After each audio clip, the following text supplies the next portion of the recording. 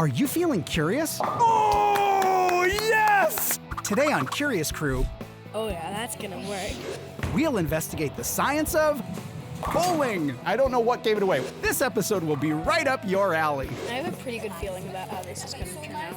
I would say that worked well. Good job.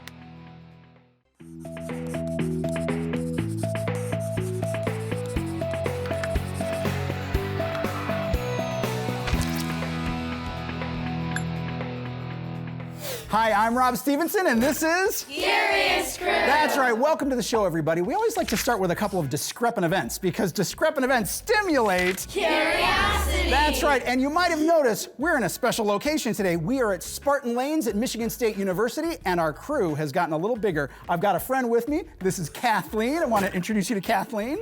And Kathleen happens to be a pretty good bowler. In fact, how long have you been bowling? I've been bowling since I was 5 years old. Since she was 5. So she's been bowling a little while, which gives her some skills that I do not possess. I asked Kathleen to join us today and even bring a couple of bowling balls.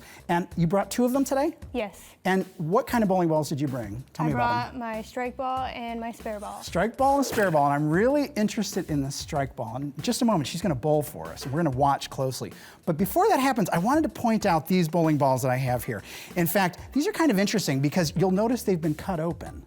So we can look inside. And Stella, what are you noticing when we look at the inside of these? This one is rounder and it has like a little bit less of an outer ring. And that one has a really weird shape and more of an outer ring. A really strange shape over here. Okay, so we're gonna have to think about that. And I'm gonna ask Kathleen, are you ready to grab your strike ball? Yes. All right, let's do it. We'll move out of the way, guys. We'll move this direction so Kathleen can get herself positioned over there.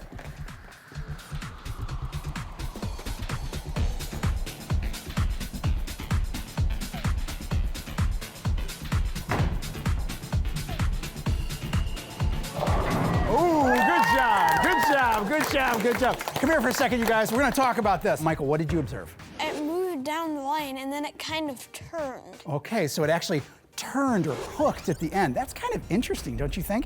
So we've got a couple of discrepant events here. We've got the interesting cores to these bowling balls and how Kathleen can make a bowling ball hook or turn. So I'm gonna encourage a few of you to try to figure out these phenomena, engage in a little scientific modeling. Who would like to try that today? Okay, how about Mackenzie, Gibson, Zamani? You guys work on that? And I would encourage you to try to use the clues throughout the show to figure it out too. Now, anybody have a guess what we're talking about today? I know it's probably a little elusive. Anybody? Andres, what do you think? I think we're gonna do bowling. I think we're gonna talk about bowling. I don't know what gave it away. Was it the tie? Maybe the setting, maybe the shoes, I'm not exactly sure. But for right now, you wanna pick up your spare? Yes. I think she deserves another hand. You did a great job! Let's try and figure this out. We looked at the dissected bowling balls, and the centers were extremely different. One was like a circle, and then the other one was some weird shape. What effect would it have on the bowling balls? That's a good question, but I'm still thinking about the ball hooking. I mean, it turned at the end. Anthropologists believe that bowling has been around for a very long time, but modern engineers have continued to make the game more interesting. The basic idea has always been the same. See how many pins you can knock down with a ball.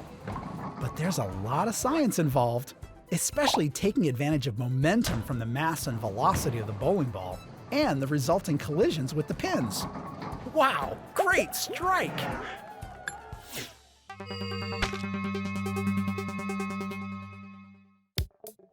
So didn't Kathleen do a great job on that hook? Yeah. It's amazing. I want to talk pins for just a second. How many pins are there on the lane? 10. Exactly. But look at it closely. What do you think this is made of, you guys? Plastic. Plastic, okay. Maybe metal? Maybe metal, because it's kind of shiny like that. So it is made of plastic on the outside, but I want to tell you what's on the inside. I'm going to give you a little clue, because the inside is interesting for a couple of reasons. Listen close. Okay. Interesting sound. What do you guys notice when I turn it over? It looks like wood. Okay, it's wood inside. And in fact, you're gonna notice it's drilled out wood.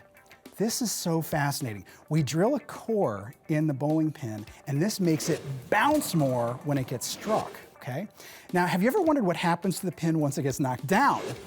It goes down in the pit, but then what happens? Suddenly it appears from up in the air, right? So let me describe this. If the pin goes down in the pit and gets swept backwards, it goes onto a little conveyor belt.